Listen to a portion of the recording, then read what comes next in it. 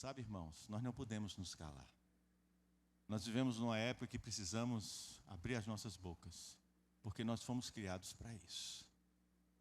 A nossa vida é breve.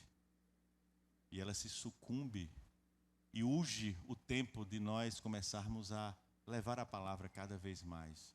Tirarmos aí a poeira dos nossos lábios, da nossa garganta e pregar o Evangelho de Cristo.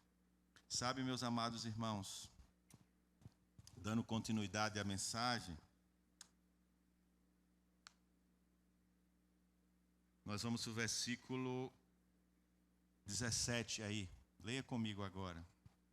De sorte que chegando eles aqui juntos, sem nenhuma demora, no dia seguinte, assentando-se ao tribunal, determinei que fosse trazido o homem. Aí Paulo vai, lá diante de Agripa. Paulo era um judeu, como eu disse a vocês, de sua descendência, cidadão romano.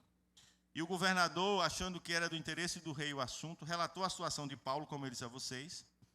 E aí o rei quis ter com Paulo para ouvir os argumentos de Paulo, para que ele pudesse ajudar o outro a escrever as acusações, para César acerca da vida de Paulo. E é interessante, irmãos, que quando nós vamos ver isso, Paulo é um homem que não se calava.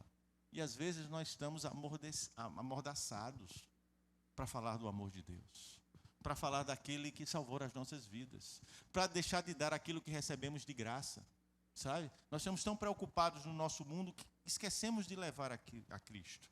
Você não pode se calar. Você precisa falar do amor de Deus. Você recebeu o Espírito Santo. O Espírito Santo habita em você e você é uma testemunha de Cristo. Você precisa levar o Evangelho de Cristo. E é interessante, irmãos, que agora vamos para o 19. E aí eles traziam questões, referentes à própria religião e particularmente a certo morto chamado Jesus, que Paulo afirmava estar vivo. Paulo era cristão, irmãos. E o cristianismo não é uma religião. O cristianismo é uma forma de vida. O cristianismo não atende a um grupo de pessoas. O cristianismo é a vontade de Deus para a humanidade. A gente precisa entender, sabe, que Paulo afirmava que Jesus era judeu da tribo de Judá, estava vivo, não estava mais morto, pois tinha vencido a própria morte. E Cristo era capaz de vencer a morte e Jesus venceu. E Paulo era aquele testemunha que disseram: vocês o mataram, mas ele ressuscitou dentre os mortos, hoje ele está vivo e vive e reina. E é interessante que eles não conseguiam entender isso. Eles nunca tinham ouvido, irmãos, eu quero também que você entenda o contexto da época. Eles nunca tinham ouvido alguém que tinha morrido e ressuscitasse. Você imagina? Você nunca ouviu isso, e chega alguém dizendo: ele morreu, mas ele ressuscitou. E eles não conseguiam compreender a dimensão daquilo que o Senhor estava fazendo. Paulo não estava falando de alguém que ele ouvia falar, mas ele viveu esse momento. Ele viu Jesus. Jesus desceu a ele no caminho de Damasco. Vocês lembram quando ele foi alcançado pelo Senhor, que o Senhor falou: Paulo, Paulo, e ele disse: quem és tu? Eu disse: eu sou Jesus, a quem tu persegues. E aquele homem teve aquele encontro maravilhoso com o Senhor. Mas Paulo não era o único em Jerusalém a ter visto a Cristo. Muitos outros viram a Cristo. Sabe, irmãos? Quantos de nós já não tivemos uma experiência com o Senhor? Já ouvimos o Senhor falar aos nossos corações, não é, professor? Ouvimos o Senhor falar sobre as nossas vidas. E aí nós vamos entender isso, sabe, queridos irmãos?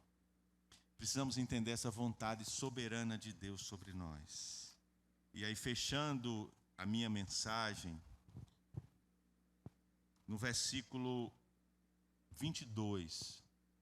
Então o rei Agripa disse a Festo: eu também gostaria de ouvir este homem. Festo respondeu: amanhã ouvirás. E o Espírito Santo começou a mover o coração do rei. E o rei Agripa ficou interessado: eu quero ouvir deste homem. Eu quero ouvir o que ele tem a dizer. Olha como Deus vai conduzindo. Eu quero ouvir o que é que este homem tem a falar, o que ele está pensando no mundo físico, nesse mundo espiritual que ele fala, não é? Nesse contexto, por trás desse homem, o que existe. É interessante que Deus vai conduzindo os contextos. 2 anos que esse homem estava preso, nenhuma acusação tinha contra ele, e ele continuava preso.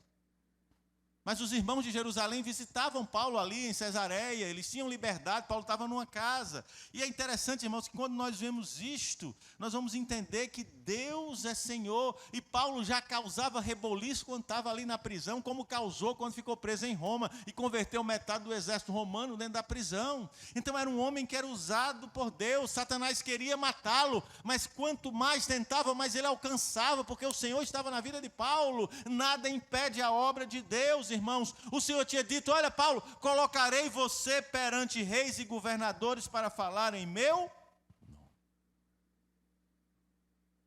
Deus tem colocado você diante de quem? Para você falar do nome dele. Hein, Cacá? Hein, Gustavo? Deus tem colocado você diante de quem? Para você falar do nome dele. Precisamos parar para pensar, irmãos. A nossa maior missão, eu já disse a vocês, é servir ao Senhor. É a maior missão de um cristão, é servir ao Senhor. Paulo estava a serviço dos reis, debaixo da sua vontade, daquele que habita nas alturas, guiado por ele. Paulo estava ali fazendo a vontade de Deus e trazia a palavra poderosa sobre a vida daqueles que estavam à sua volta.